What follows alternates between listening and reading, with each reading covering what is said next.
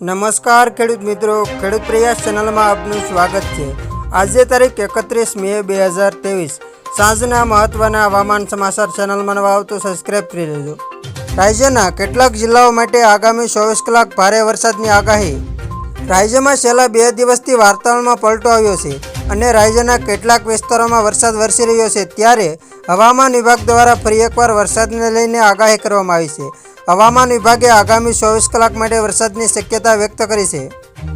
હવામાન વિભાગ દ્વારા તાજેતરમાં વરસાદને લઈને આગાહી કરવામાં આવી છે, જેમાં આગામી 24 કલાક રાજ્યમાં વરસાદની શક્યતા હવામાન વિભાગે વ્યક્ત કરી છે।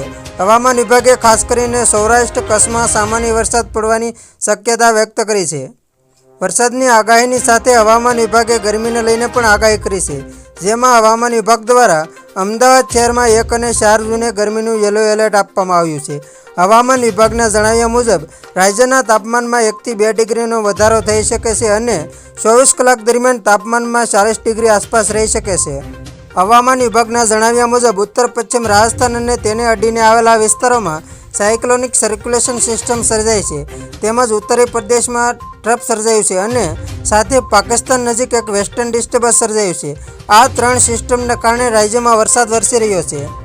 ગુજરાતમાં આજે રાત્રે બનાસકાંઠા અને સાબરકાંઠામાં વરસાદની શક્યતાઓ વ્યક્ત કરવામાં આવી છે, તેમજ મહેસાણા, પાટણ, અરવલ્લીમાં પણ વરસાદની સંભાવના રહેલી છે।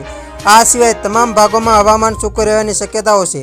હવામાન વિભાગે રાજ્યમાં ધોળિયું વાતાવરણ રહેવાની પણ શક્યતાઓ વ્યક્ત કરી છે। ગાંધીનગર સહિતના ભાગોમાં ભારે ધોળિયું વાતાવરણ રહ્યું હતું। આ ઉપરાંત પવનની ગતિ 30 થી 50 કિમી પ્રતિ કલાકની રહી શકે છે। રાજ્યમાં વરસાદના કારણે ગરમીનું પ્રમાણ ઘટ્યું છે, તેમજ વરસાદના કારણે ગરમીનું પ્રમાણ ઘટ્યું છે। દક્ષિણ પશ્ચિમ રાજસ્થાન પર બનેલા સર્ક્યુલેશન અને વેસ્ટર્ન ડિસ્ટર્બન્સના કારણે ગુજરાતમાં વરસાદ થઈ રહ્યો હોવાનું હવામાન વિભાગે જણાવ્યું છે।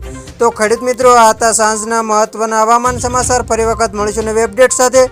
ત્યાં સુધી જોતા રહેજો ખેડૂત પ્રયાસ યુટ્યુબ ચેનલ।